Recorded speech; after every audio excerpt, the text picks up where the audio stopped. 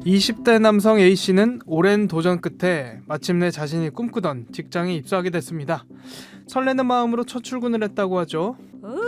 드디어 첫 출근! 진짜 열심히 해야지. 저게 누구야? 김민식 아니야? 야, 김민식! 민식아! A씨가 발견하고 누구보다 반갑게 맞이했던 이 사람은 오래전부터 잘 알고 지내던 친구 민식씨였죠. 와, 이게 얼마만이야? 너 여기 입사한 거야? 너도 여기 들어왔구나. 축하한다. 축하는 무슨, 같은 입장끼리. 야, 잘 지내보자. 그리고 그날 저녁 A씨는 첫 출근을 축하하며 또 다른 친구들과 술자리를 갖게 됐는데요. 자연스레 민식씨에 대한 이야기도 나왔다고 하죠. 야, 축하한다. 고맙다. 오늘 술은 내가 쏠게. 맞다. 근데 나 오늘 누구 밖에? 누구 봤는데? 민식이 알지? 걔도 이번에 입사했대. 민식이? 김민식? 그럴 리가 없는데? 뭐가 그럴 리가 없어? 내가 인사까지 했는데? 아니, 너 간 회사랑 나 면접 봤던 회사 그 필기 시험이 같은 날 같은 시간에 치러졌잖아. 그래서 나는 네가 간 회사 필기 못 봤고. 그랬지? 근데 나 그 회사 필기 칠 때 민식이도 같이 시험 봤는데? 그게 말이 되냐? 민식이가 둘이야? 어떻게 동시에 시험을 봐? 내 말이 그러니까 이상하다는 거지. 같은 날 같은 시간에 치러졌다는 두 회사의 필기시험. 그런데 한 사람이 두 곳 모두에 참석해 시험을 봤다? 마법이라도 쓰지 않는 이상 도통 불가능한 일일 텐데요. 도대체 민식 씨는 어떻게 이런 일이 가능했던 걸까요? 혹시 말이야, 혹시 뭐? 민식이 쌍둥이 형 있다고 하지 않았어? 그랬지. 에이, 설마. 누구도 예상하지 못했던, 아니 예상할 수 없었던 이 사건의 전말, 오늘 사건 엑스파일에서 자세히 살펴보겠습니다.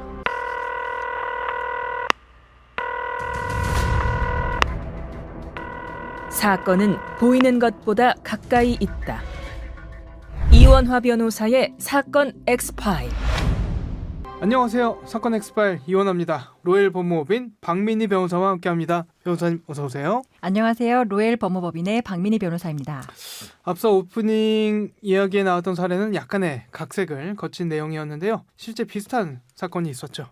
네, 맞습니다. 바로 금융감독원과 한국은행 채용시험에 있었던 쌍둥이 대리시험 사건인데요. 2022년 9월 일란성 쌍둥이 형제 중 동생 A씨가 한국은행과 금감원 두 곳에 동시에 원서를 넣었는데 문제는 두 기관의 필기시험이 같은 날 같은 시간에 치러졌다는 점입니다. 그런데도 두 기관의 필기시험 모두 합격했고 면접까지 올라간 사실이 알려지면서 의혹이 제기됐죠. 한국은행 자체 조사 결과 동생 A씨가 금감원 시험은 형에게 대신 보게 한 사실이 밝혀졌습니다. 즉 신분증은 동생 것이었지만 형이 대신 금감원 시험장에 들어가 시험을 치른 겁니다. 일란성 쌍둥이를 보신 분들은 잘 아시겠지만 정말 어떤 경우에는 부모님도 헷갈린다 할 정도거든요. 근데 하물며 필기시험을 보러 갔다고 하면은 감독관들은 처음 보는 사람일 거 아니에요? 그러면 신분증 보고 이 사람이 진짜 그 사람인지 아니면은 뭐 쌍둥이인지 이거를 알 수가 없죠. 절대 구분을 못할 것 같거든요.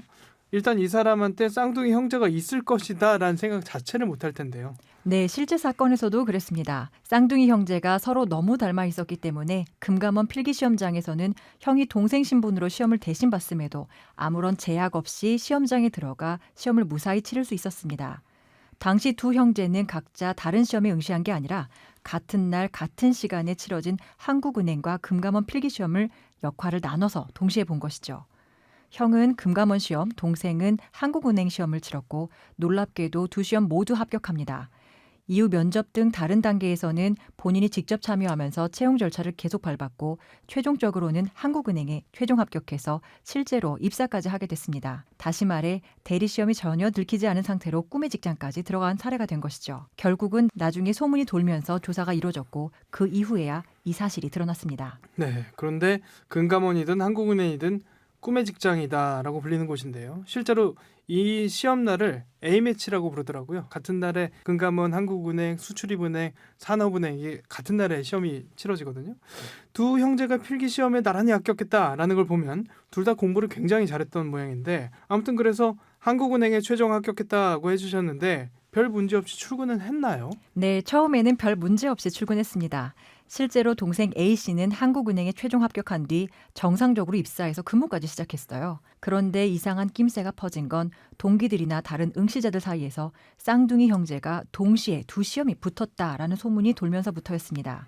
특히 금감원 1차 필기시험 당일 시험장에서 동생 A씨를 봤다는 사람이 여러 명 있었는데 나중에 보니까 A씨는 그 시간에 한국은행 필기시험장에 있었다는 사실이 확인되면서 이상하다는 의심이 본격적으로 제기된 거죠. 이 소문이 내부적으로 퍼지다 보니 한국은행 측이 자체 감사를 시작했고 그 결과 실제로 금감원 시험은 쌍둥이 형이 대리로 응시했던 것이 밝혀졌습니다. 하긴 취업 준비해 보신 분들이라면 아시겠지만 특정 기업이나 기관 취직을 목표로 한다 이러면 학원이 겹치기도 하고 학교도 사실 겹칠 가능성이 높죠. 몇 번이고 도전하는 분들이 계시기 때문에 아름하늘 아는 분들이 겹칠 때가 많거든요. 네, 맞습니다. 요즘은 같은 목표를 가진 취업 준비생들이 특정 시험이나 학원에서 자주 마주치기 때문에 누가 어디 시험을 받고 어디에 합격했는지 아름아름 소문이 쉽게 퍼지는 구조입니다. 이 사건도 마찬가지였어요.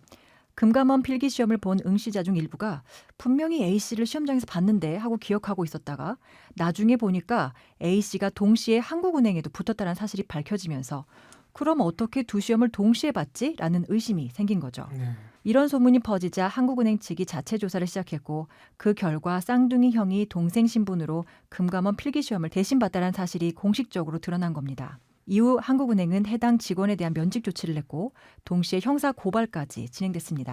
그러면 어떻게 됐죠? 혹시 바로 해고가 됐나요? 네, 조사가 시작된 이후에는 굉장히 빠르게 후속 조치가 이루어졌습니다.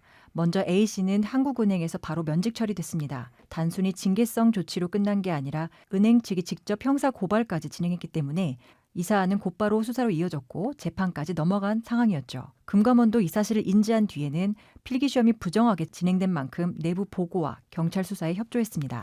이런 경우에는 어떤 혐의가 적용됩니까? 이 사건에서 적용된 주요 혐의는 크게 두 가지입니다. 먼저 업무 방해죄입니다. 시험이라는 건 기관 내부에서 정해진 절차에 따라 치러지는 정당한 업무의 일환이거든요. 그런데 신분을 속이고 대리시험을 통해 시험에 부당하게 응시했다면 시험을 주관한 기관의 정당한 업무 진행을 고의로 방해한 것이기 때문에 형법상 업무 방해죄가 적용됩니다. 두 번째는 공문서 부정행사죄입니다. 다른 사람의 신분증을 본인의 것처럼 제시해서 동일인 증명의 기능으로 이용한 경우에 적용되는 죄입니다. 실제로 형이 동생의 주민등록증을 이용해 시험장에 입시를 하고 시험을 치렀기 때문에 공문서를 부정하게 행사한 행위로 판단됐습니다.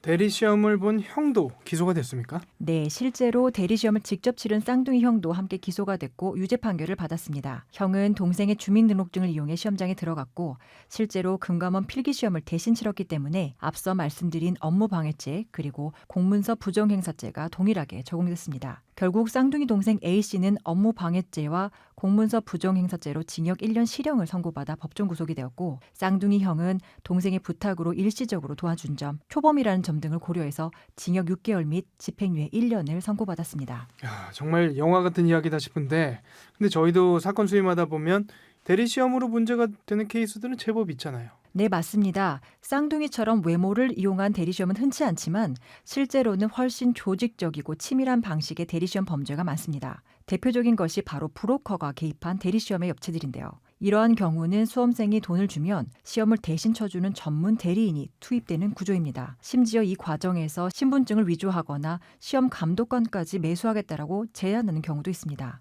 예를 들어 최근 보도된 사건에서는 토익이나 토플 같은 어학시험은 물론 보험 설계사 자격시험, 미국 시험인 ACT나 SSAT 같은 시험까지 모두 브로커를 통해 대리 응시가 이루어진 정황이 확인됐습니다. 토익부터 미국 시험이나 시험은 다 가능하다. 심지어 시험 감독관까지 매수 가능하다. 이런 이야기를 하는 모양인데 이게 진짜 가능한가요? 네, 정말 이런 일들이 실제로 벌어지고 있습니다. 최근 보도된 사건들을 보면 시험 감독관까지 매수해서 대리시험을 실행하려 한 정황이 확인된 경우가 있었습니다. SNS나 텔레그램을 통해 대리시험을 모집하면서 감독관 매수까지 완료됐다. 한 번도 적발된 적이 없다. 안심시키는 브로커들이 있었고요. 신분증 위조는 기본이고 응시자 얼굴과 시험 대행자의 얼굴을 합성해 가짜 신분증을 만들어내서 시험장에 투입되는 사례도 적발됐습니다. 이 모든 행위들은 신분증 위조, 공문서 부정행사, 업무방해, 심지어 공무집행 방해까지 포함될 수 있기 때문에 경우에 따라서는 징역형까지 선고될 수 있는 중대 범죄입니다. 네, 그런데 궁금한 게 의뢰인이 있고 대리 시험 업체가 있고 뭐 브로커도 있고 실제로 뭐 대리 시험을 치는 인원도 있을 거란 말이죠.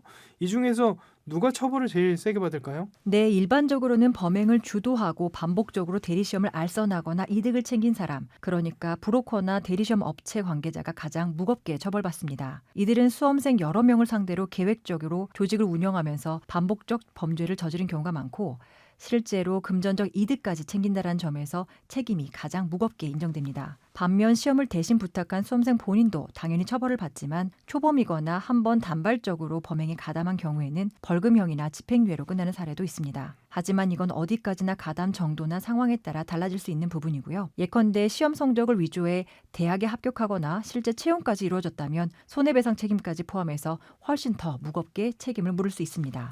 이런 경우도 많죠. 뭐냐면 현직 교사에게 돈을 주고 시험 문제를 구입하는 이른바 문항거래 범죄. 최근에도 있었죠.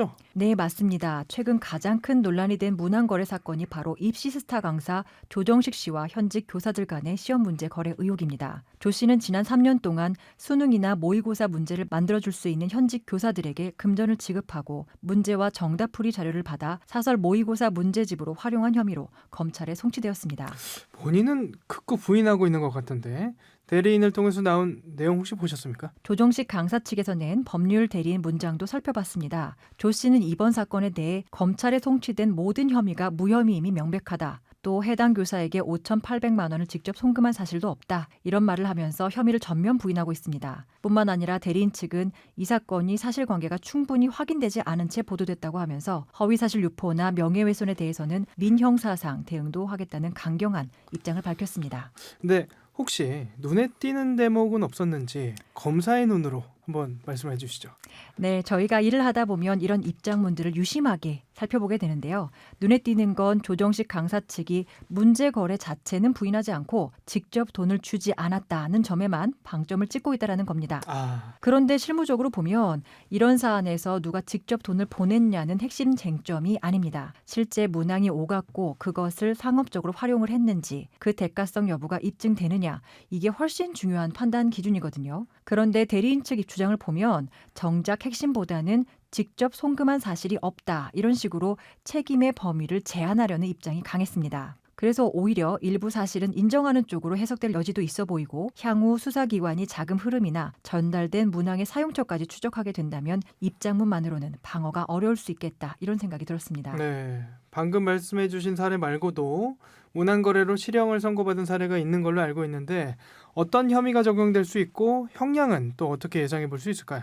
네, 실제로 문항거래로 실형이 선고된 사례들도 여러 건 있었습니다. 대표적으로 2016년 국어 모의평가 문제를 유출한 학원 강사는 업무방해죄가 적용돼 징역 10개월 실형이 선고됐었고요. 이후 유사 사건이 숙명여고 시험지 유출 사건에서도 교사에게는 3년 실형이, 자녀들에게도 집행유예 판결이 내려졌습니다. 형량은 사안의 중대성과 반복 여부, 금전 수수 여부 등에 따라 달라지지만 1년 이상 실형이 선고되는 경우도 많고 특히 공교육 출제자라면 징계, 파면, 손해배상까지 연결되는 경우가 많습니다. 오늘 저희가 살펴본 사례는 단순한 컨닝이나 일탈이 아니라 공정한 경쟁이라는 사회적 신뢰를 무너뜨리는 중대한 범죄들이었습니다. 시험 한 번으로 인생 방향이 바뀌는 현실에서 누군가는 수년을 준비하고 누군가는 단 한 번의 꼼수로 그 자리를 차지한다면 과연 이 사회는 공정하다고 말할 수 있을까요? 이런 사건들을 계기로 시험과 채용, 교육 전반에 걸쳐 더 강력한 감시와 책임이 따르길 바랍니다. 사건 엑스발 오늘 저희가 준비한 내용은 여기까지입니다. 끝곡으로 정재욱의 시즌 인 더 선 들려드리면서 이 시간 마치겠습니다. 여러분은 모두 변호받아 마땅한 사람들입니다. 사건 엑스파일 여러분 고맙습니다.